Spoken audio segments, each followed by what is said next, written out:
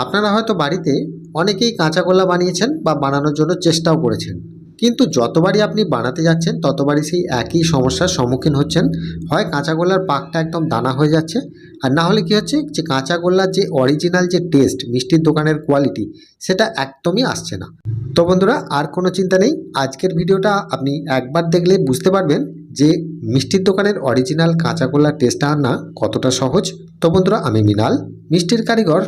নমস্কার বন্ধুরা, বেঙ্গল সুইটস চ্যানেলে আপনাদের সকলকে স্বাগত জানাই। আজকে আমি আপনাদেরকে দেখাবো কলকাতা স্পেশাল কাঁচাগোল্লা। এই কাঁচাগোল্লাটার জন্য আপনারা আমাকে অনেকেই রিকোয়েস্ট করেছিলেন পারফেক্টভাবে মিষ্টির দোকানের মতো কিভাবে এই কাঁচাগোল্লাটা তৈরি হয়। সম্পূর্ণ আজকের ভিডিওর মাধ্যমে আমি আপনাদেরকে দেখাবো। কাঁচাগোল্লা তৈরি করতে গেলে আপনাদের যে সমস্যাগুলো হয় যে কাঁচাগোল্লার যে পাকটা হয়, সেই পাকটা এতটাই ঝরঝরে হয়ে যায় বা দানা হয়ে যায়, সেটা কাঁচাগোল্লার কোয়ালিটি আসে না।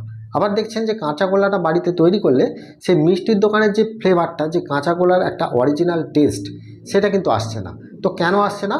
কারণ সঠিক যে মিষ্টির দোকানে কারিগরি যে প্রসেসগুলো আছে সেগুলো আপনাদের জানা নেই। সেগুলো যদি আজকের ভিডিওর মাধ্যমে আপনারা সঠিকভাবে কাঁচা গোল্লার প্রসেসটা জেনে নিতে পারেন, তো কাঁচা গোল্লাটা কী জিনিস বা কিভাবে সেটা তৈরি করতে হয়, সম্পূর্ণ আজকের ভিডিওটা যদি আপনারা মন দিয়ে দেখেন, প্রথম থেকে শেষ পর্যন্ত স্টেপগুলো দেখতে পারেন, তাহলে কিন্তু আপনারা বাড়িতে অনায়াসেই কিন্তু এই কাঁচাগোল্লাটা একদম দোকানের মতো কোয়ালিটিটাই আনতে পারবেন।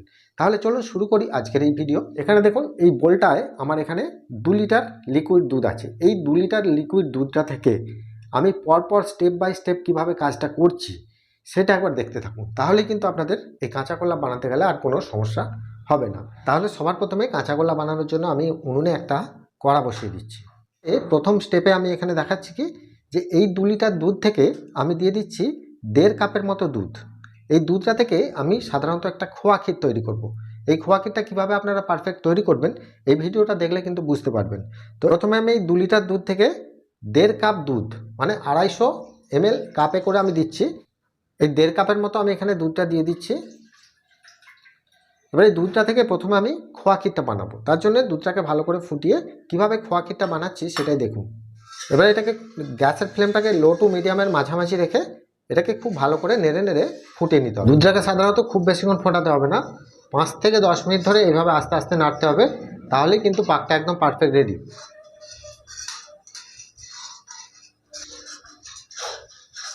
এই সময় গ্যাসের ফ্লেমটিকে একদম লো করে রাখবে, নাহলে কিন্তু তলায় ধরে যেতে পারে।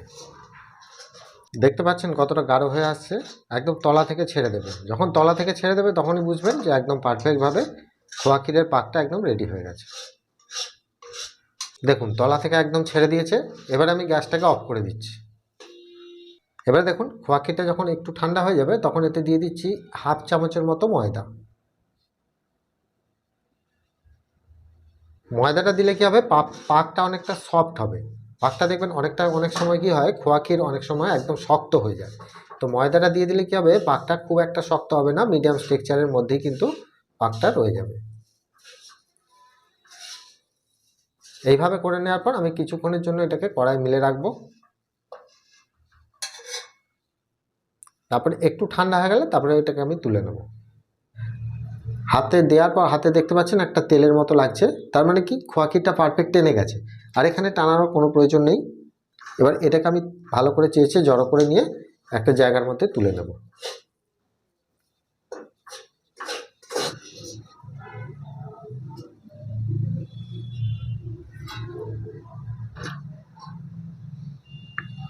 এখানে আমি ক্ষীরটা রেডি করে নিয়েছি। এই ক্ষীরটাকে আমি কিভাবে কাজে লাগাবো সেটা বলবো। এবার আমি বাকি প্রসেসের মধ্যে চলে যাচ্ছি। এবারে দেখুন এখানে যে বাকি দুধটা আছে, আমি যে ক্ষীরটা তৈরি করেছি খোয়া ক্ষীরটা, তারপরে যে বাকি দুধটা আছে আমি এখানে সব দুধটাই ঢেলে দিচ্ছি। মেপে ভালো করে দেখানোর জন্য সব দুধটা আমি এখানে ঢেলে দিলাম। ঢেলে দেওয়ার পর এখান থেকে আমার যেহেতু এখানে 2 লিটার দুধ ছিল, আপনারা নিশ্চয়ই জানেন, সেখান থেকে 1.5 কাপ আমি এখানে খোয়া ক্ষীরটা তৈরি করেছি। আর এখান থেকে সব দুধটা আমি ঢেলে দেওয়ার পর এখান থেকে 500 ml দুধ আমি তুলে নেব। এখানে 250 ml করে 2 কাপ দুধ আমি এখানে তুলে নিচ্ছি।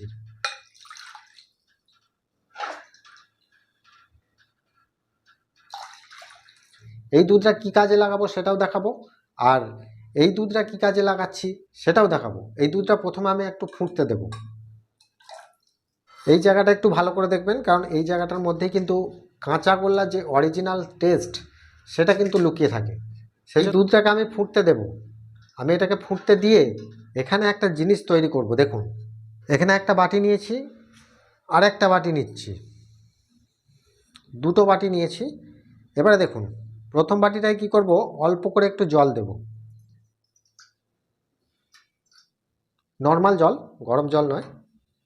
এবার যে বাটিটা আমি জল দিয়েছি, যেহেতু আমার এখানে 1 লিটারের একটু বেশি দুধ আছে, সেজন্য আমি এখানে 1.5 চামচের মতো ময়দা ইউজ করছি। দেখুন 1.5 চামচের মতো ময়দা এখানে আমি দিয়ে দিলাম।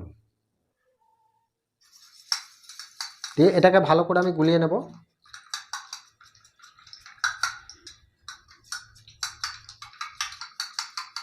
এটাকে আমি সরিয়ে দিচ্ছি। এবার দ্বিতীয় যে বাটিটা নিয়েছি, এই বাটিটাতে আমি ভিনিগার নেব। কতটা নেব দেখুন, এটা ছানা তৈরি করার জন্য ভিনিগারটা নিচ্ছি এখানে 3 চামচ।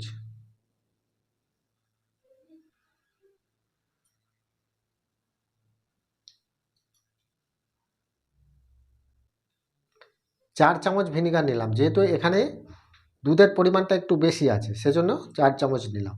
আর এখানে জলও নিয়ে নিচ্ছি সেম পরিমাণে 4 চামচ।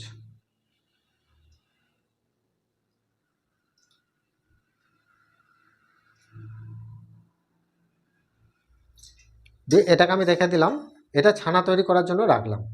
এই যে ময়দাটা আমি ভিজিয়েছি, এই ময়দাটার কাজ কি, এটা কেন দেব বা এর কারণ কি, বা এটা দিলে কি হবে, সেটা আমি কিন্তু ভিডিওর মধ্যে বা ভিডিওর শেষে বলে দিচ্ছি। তার আগে আমি ছানাটা কাটাবো, তারপর বলবো এটা কিসের জন্য ব্যবহার করা হয়েছে। দুধটাকে আমরা বেশিক্ষণ ধরে ফোটাবো না, জাস্ট একবার এইরকমভাবে ফুটে গেলে এটাকে আমি গ্যাসটাকে অফ করে দিচ্ছি। অফ করে দেবার পর এখানে দেখুন যে ময়দা আর জল মিশিয়ে যেটা আমি রেখেছিলাম, সেটা একবার ভালো করে আমি গুলিয়ে নিচ্ছি। এই ময়দা জল মেশানো মিশ্রণটা আমি এই দুধের মধ্যে ঢেলে দিচ্ছি। দেওয়ার পর খুব ভালো করে এটাকে আমি নেড়ে দেব।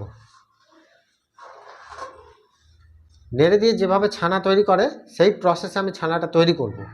আমি তারপরে বলে দেবো যে এই ময়দাটা আর জলটা মিশিয়ে আমি কেন দুধের ছানার মধ্যে দিয়েছি, সেটা আমি বলে দিচ্ছি। এবারে দেখুন দুধটা ফুটে গেছে, ফুটে যাওয়ার পর আমি ময়দাটাও দিয়ে দিয়েছি। এবার এটাকে আমি নামিয়ে নিচ্ছি, নামিয়ে একটা জায়গার মধ্যে কাটিয়ে নিচ্ছি, কারণ আমি এই কড়াটার মধ্যে কাঁচা গোল্লার পাকটা তৈরি করব, সেই জন্য এই কড়াটা খালি করে নিচ্ছি।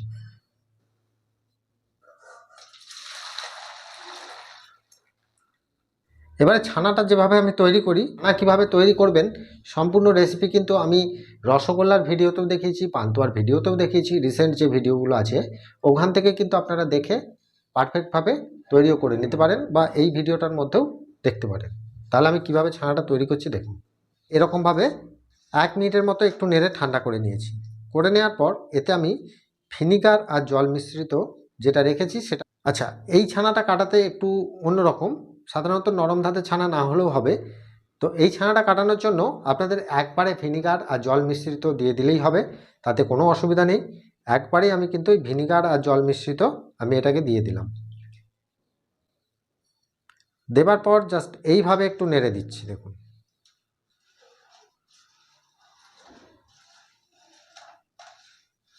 এটাকে আমি 2 থেকে 3 মিনিটের জন্য ওয়েট করব। ছানাটা কাটতে দেবো। 3 মিনিট পর যদি দেখি যে ছানাটা কাটছে কম বা দুধের মতো অংশ দেখা যাচ্ছে, সেক্ষেত্রে আর 1 চামচ ভিনিগার আর জল মিশিয়ে দিয়ে দিলেই একদম পারফেক্টভাবে ছানাটা কেটে যাবে। তো আমি 3 মিনিট পর এখানে আমি দেখিয়ে দিচ্ছি আপনাদেরকে। আর এটা যতক্ষণ কাটছে ততক্ষণে আমি এই যে 500 ml দুধটা রেখেছি সেটা আমি কড়াই দিয়ে দিচ্ছি। এখানে যে 2 কাপ দুধটা আমি তুলে রেখেছিলাম সেটা দিয়ে দিচ্ছি। এবার দেখুন দুধটা এখানে ফুটে গেছে। দুধটা এখানে যে 500 ml দুধটা আমি ফুটিয়ে দিয়েছি। এইবারে এই দুধেতে আমি চিনি দেবো। চিনিটা কতটা দেবো, সাধারণত যেহেতু আমার এখানে 2 লিটারের মতো একদম সমস্ত দুধ আছে, খোয়া ক্ষীর থেকে শুরু করে একদম 2 লিটারের মতো দুধ আছে, সেজন্য এখানে আমি 100 গ্রাম চিনি দিচ্ছি। মানে হাফ কাপ চিনি হলেই কিন্তু 100 গ্রাম থেকে 125 গ্রামের মধ্যে হবে। এবার আপনারা যদি সুগার ফ্রি করতে চান সেক্ষেত্রে চিনির পরিমাণটা একটু কমিয়ে দেবেন। চিনিটাকে দিয়ে আমি দুধের সাথে খুব ভালো করে ফুটতে দেব। আর এটা যতক্ষণ ফুটছে ততক্ষণে আমি যে ছানাটা তৈরি করেছি সেই ছানাটাকে আমি দেখিয়ে দিচ্ছি কিভাবে করে। এই সময় গ্যাসের ফ্লেমটা একটু কমিয়ে দেবেন, খুব বেশি জোরে ফোটানোর দরকার নেই, আস্তে আস্তে ফোটালে কিন্তু এই ক্ষীরটা মালাইটা একদম পারফেক্টভাবে তৈরি হবে। এখানে ফুটতে দিয়ে দিয়েছি, আর এটা যতক্ষণ ফুটছে এবারে আমি ছানাটা দেখিয়ে দিই যে ছানাটা কীরকম কেটেছে। 3 মিনিট মতো আমার হয়ে গেছে, এবারে আমি ছানাটা দেখিয়ে দিই। দেখুন এখানে দেখুন 3 থেকে 4 মিনিটের মধ্যে ছানাটা আমার সম্পূর্ণ এখানে কেটে গেছে। দেখতেই পাচ্ছেন ছানা আর জল এখানে আলাদা। এই গরম ছানাটাকেই কিন্তু ছাঁকতে হবে, ঠান্ডা করে নিলে হবে না। আমি ছেঁকে নিচ্ছি। তো গরম ছানাকে কেন ছাঁকছি বা কিসের জন্য ছাঁকছি সেটা আমি বলে দিচ্ছি। তার একটা সাদা গামছা, সুতির গামছাকে আমি ভিজিয়ে নিয়েছি জলে। ভিজিয়ে নেওয়ার পর এটা আমি এইভাবে রেখে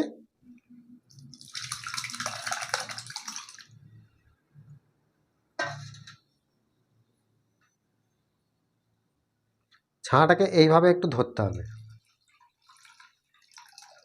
এইভাবে একটু ধরতে হবে।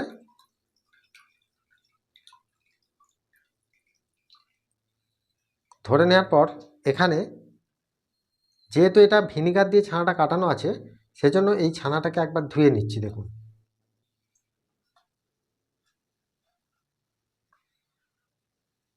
ছানাটাকে জাস্ট এইভাবে একবার ধুয়ে নেব।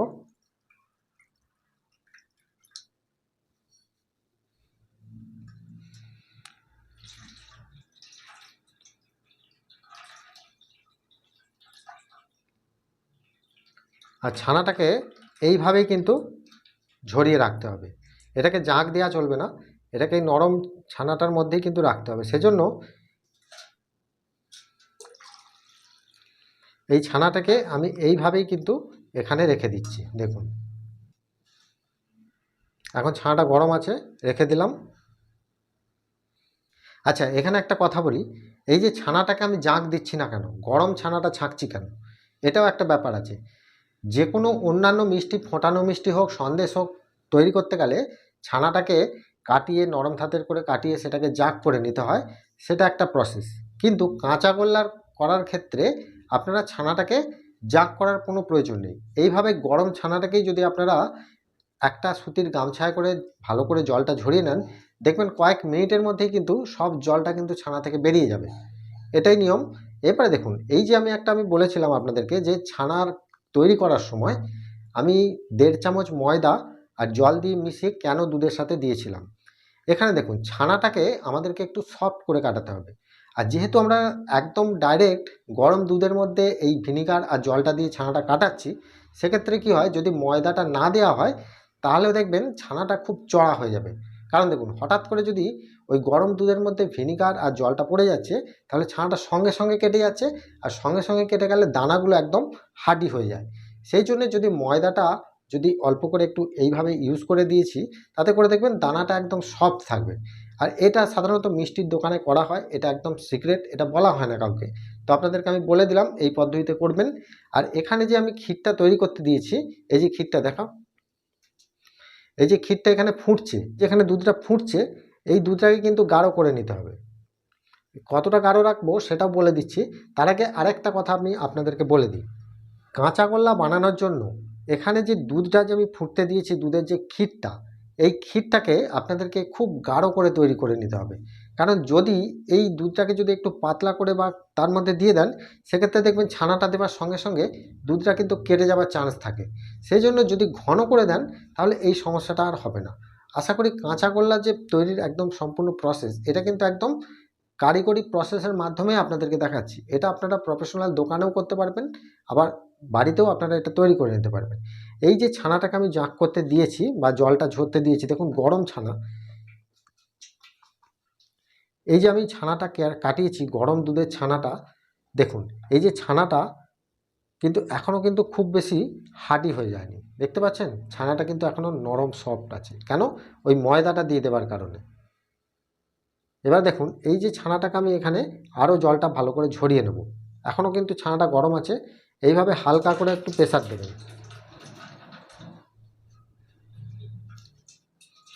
যেহেতু এখন গরম আছে সাবধানে করবেন, হালকা করে একটু প্রেসার দেবেন। এখানে রেখে দিচ্ছি। এবার আপনাদেরকে আমি দেখিয়ে দিই যে দুধটা কতটা গাঢ় করতে হবে, সেটা একবার ভালো করে দেখে নিন। এটা একটা প্রসেস, একদম গাঢ় হয়ে যাবে। আমি দেখিয়ে দিচ্ছি কীরকম দুধটা রাখতে হবে। এই যে মালাইটা, সেই প্রসেসে এনে তারপরে ছানাটা আমি দেবো। তাহলে একদম কাঁচা গোল্লা বানানোর জন্য এটা একদম খুব ভালো একটা প্রসেস। তো এখানে দেখুন আমি কিভাবে করছি। দেখুন দুধটা আমি এইভাবেই ফোটাবো, গ্যাসের ফ্লেম লো রেখে আস্তে আস্তে আমি কিন্তু ফুটিয়ে নিচ্ছি। গাঢ় হয়ে গেছে, একদম পাক হয়ে গেছে, দেখতে পাচ্ছেন ক্ষীরের পাক।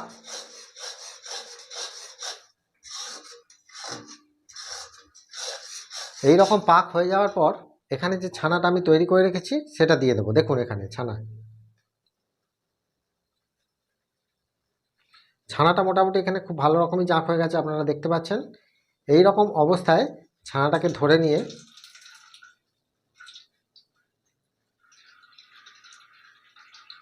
এবার দেখুন ছানাটা আমি এখানে দিচ্ছি, দেখুন দেখে দিয়ে দিচ্ছি। দেখুন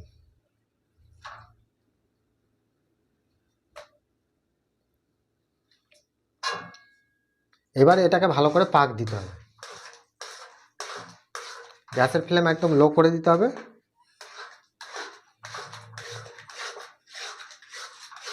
এবারে এটাকে খুব ভালো করে পাক দিতে হবে। এই গায়েরগুলো আমি চেঁচে নিচ্ছি বলে একটু লাল লাল দেখা যাচ্ছে, অসুবিধা নেই, গাগুলো একটু ভালো করে পরিষ্কার করে নিতে হবে। এটাকে আস্তে আস্তে নাড়তে হবে, গ্যাসের ফ্লেম একদম কমিয়ে রাখবেন। খুব বেশি গ্যাসের ফ্লেম দিয়ে দিলে কিন্তু এটা দানা হয়ে যাবে। তো এইভাবেই কিন্তু আস্তে আস্তে নাড়তে হবে, অনবরত নাড়তে হবে, কন্টিনিউ একদম নাড়া বন্ধ করলে চলবে না। আজ একদম দোকানের মতোই কাঁচা গোল্লা আপনাদেরকে করে দেখাচ্ছি। এবার শুধু কন্টিনিউ নেড়ে যেতে হবে, আর কোনো কাজ নেই। এবার শুধু পাকটা দেখে নিতে হবে কীরকম হয়েছে।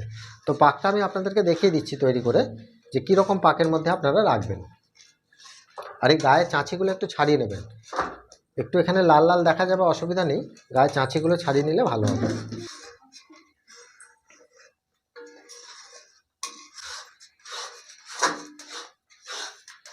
পাকটা হয়ে এসেছে, আর একটু বাকি আছে।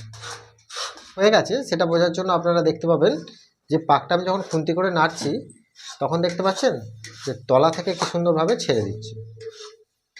দেখুন এর থেকে আর বেশি পাক দেওয়ার দরকার নেই। এরকম কড়ার তলা থেকে যখনই ছেড়ে দেবে তখনই গ্যাসের ফ্লেমটিকে আমি অফ করে দিচ্ছি, কারণ শীতকাল আছে, একটু টেনে যাবে, সেই জন্য আমি গ্যাসের ফ্লেমটিকে অফ করে দিলাম। দেওয়ার পরে আমি কিছুক্ষণের জন্য, আমি 1 মিনিটের জন্য এখনও এটাকে নাড়বো, নাড়াটা বন্ধ করবো না। পর কিছুক্ষণ আমি গায়ে এইভাবে একটু মিলে রাখবো। আর এটা যতক্ষণ ঠান্ডা হচ্ছে ততক্ষণে আমি এখানে খোয়া ক্ষীরটা যে করে রেখেছি সেটা দেখিয়ে দিই। খোয়া ক্ষীরটা আমি তৈরি করেছি। এই খোয়া ক্ষীরটাকে আমি 2 ভাগ করব।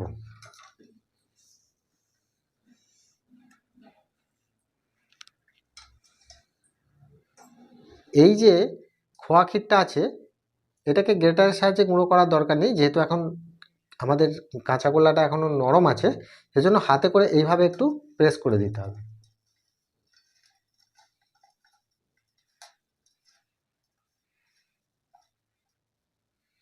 প্রেস করে দেওয়ার পর এটাকে অর্ধেকটা আমি এই ক্ষীরের মধ্যে দিয়ে দিচ্ছি, এই কাঁচা গোল্লাটার পাকের মধ্যে আমি দিয়ে দিচ্ছি। দেখুন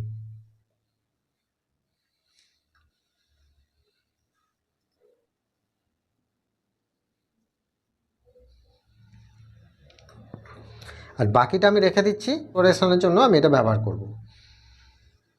এবার এতে ফ্লেভারের জন্য দিয়ে দিচ্ছি ছোটো এলাচের গুঁড়ো। ছোটো এলাচের গুঁড়োটা কিন্তু একটু বেশি দিতে হবে, তাহলে কাঁচা গোল্লার টেস্টটা কিন্তু ভালো আসবে। এগুলোকে খুব ভালো করে এর সাথে মিশিয়ে নেব।